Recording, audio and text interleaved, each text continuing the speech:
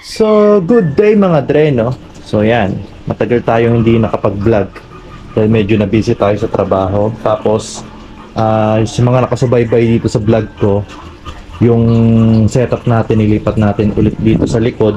Dati kasi nandun sa harap to. So, yung grabe yung ano dun, exposure nila sa araw. So, laging balot na balot lagi ng lumot tong mga aquarium natin. So yan, update lang tayo sa mga crayfish natin. Yan sila. Yan. Okay. So tara, samahan nyo ako for today's video. This is your boss, Boss Kayla Hobbyist, and welcome to my vlog. Boss Kyla.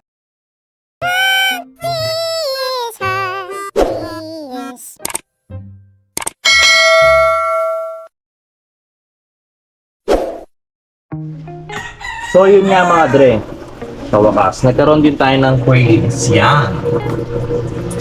Nandyan sila, yung maliliit na gumagalaw dyan sa ilalim. Yan.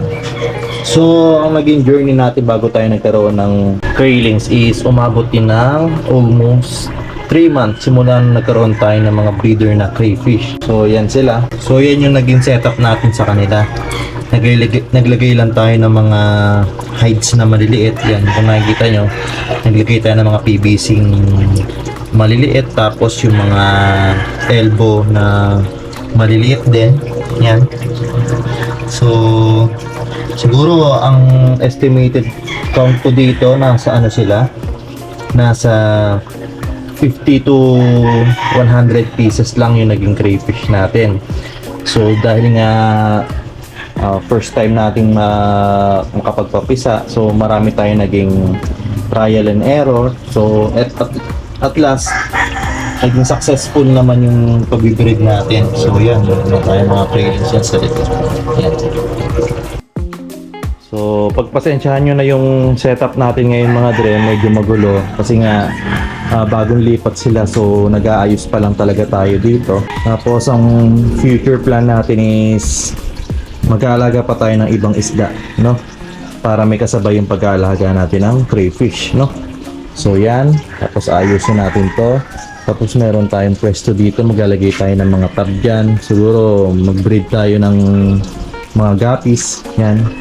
So dahil dito, yan lang yung setup natin sa guppies is napakadami na nila. Nagsimula lang sa isang breeder, yan. Sobrang dami na ng mga fry natin dyan ng guppies, no? Tapos meron pa doon. Yan, naging anak din yung isang breeder natin na yon. Meron din naging anak dyan. So, yan. So, for today's video, mga dre, ang topic talaga natin is try natin sagutin yung tanong na saan nga ba maganda magsimula sa pag-aalaga ng crayfish? Kung sa breeder ba o sa quailings, no? So, marami kasi ako nababasa, nakikita na yung nagtatanong kung saan nga ba magandang simulan yung mga journey nila sa pag-aalaga ng crayfish, no? So, pwede tayo kasi mag-acquire ng breeder or quailings, no? Mag-start sa quailings o mag-start sa breeder kaagad. So, simulan muna natin yung topic natin sa pag-acquire muna ng breeder, no? So, kung ikaw yung type ng tao na mahilig talaga mag-alaga ng hayop, yan, magpadami ng hayop, yan, masasuggest ko mag-start ka sa breeder, no? Ano nga bang advantage and disadvantage na pag-aalaga ng mag-start ka sa breeder, no? Ang advantage lang kasi niyan mga dre is talagang kung ikaw pinaplano mong gawing business ang pag-aalaga ng crayfish, mamomonitor mo talaga, no? Yung ilalabas mong product kasi siyempre ikaw nag-breed niyan simula pagkahiwalay niyan sa mother crayfish mo hanggang sa ma-out mo sila. Alam mo kung healthy ba o hindi yung mga crayfish mo, no? Kasi ikaw yung araw-araw nagmo-monitor sa kanila, nagpapakain, yan.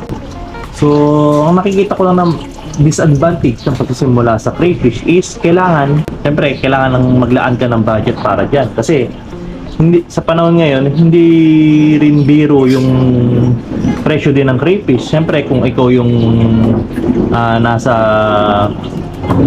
mid-class. Nasa mid-class ka lang. Siyempre medyo mahirap din. Magbitaw ka agad ng ng malaking halaga, no?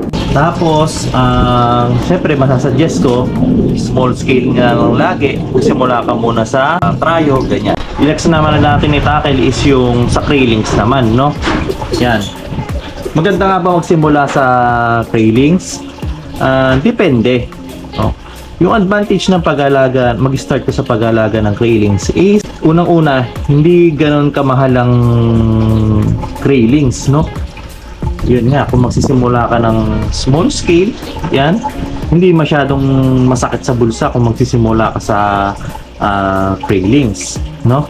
Tapos, kung nagpatayo ka agad ng malaking pond, syempre, dahil nga na-hype ka sa crayfish, nakikita mong may future talaga ang pag-alaga ng crayfish, nagpagawa ka agad ng malaking pond, so tapos kung hindi naman ganun kalaki yung budget mo talaga, so masasuggest ko, simula ka talaga sa railings, no?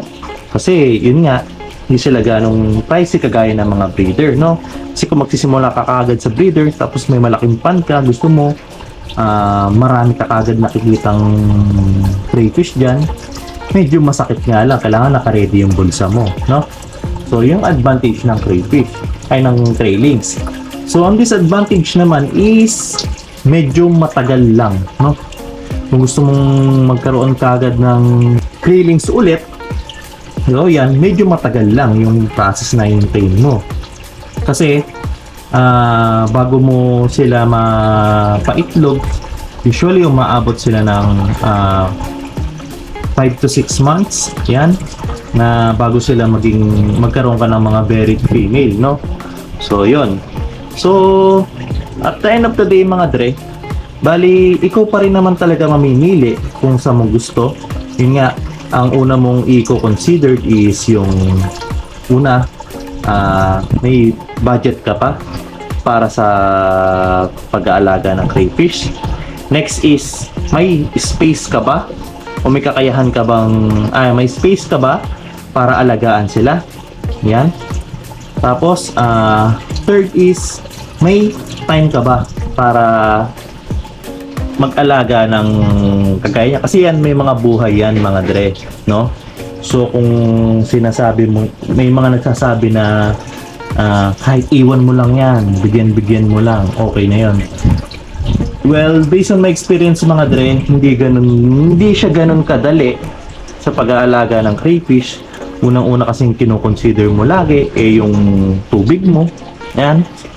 Lagi mo minomonitor yan. Kasi ako nagsimula ako mga dre. Hindi naman sa laging good side yung pinapakita.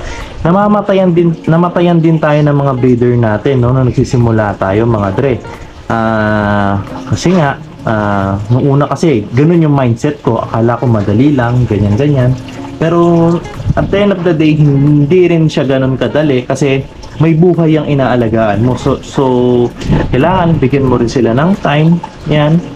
So, lagi mo i-check yung water parameter mo. Kunyari, nagkaroon ka ng buried female. Kailangan kasi inihiwalay mo yung mga yan. Sineseparate tank mo. So, balik tayo dun sa topic natin kung saan ba maganda mag-alaga ng crayfish, kung sa kung sa breeder kagad or sa railings. Well, depende. Yun ang sagot ko. Depende. Kung talagang may budget ka, go for may budget ka, may space ka, go for tas mahilig ka maging alaga ng hayop talaga, mag-breed, go for the crayfish, no? Tapos kung ikaw naman yung type na tao na gusto mo, walang budget, pero gusto mo mag-alaga ng crayfish, well, masasuggest ko magsimula ka sa pag-aalaga ng railings. Yun nga lang, medyo mahaba yung magiging journey mo bago mo sila maparami. Etong mga sinabi kong to, mga dre, is opinion lang, no? At the end of the day kasi, your tank, your rules, no?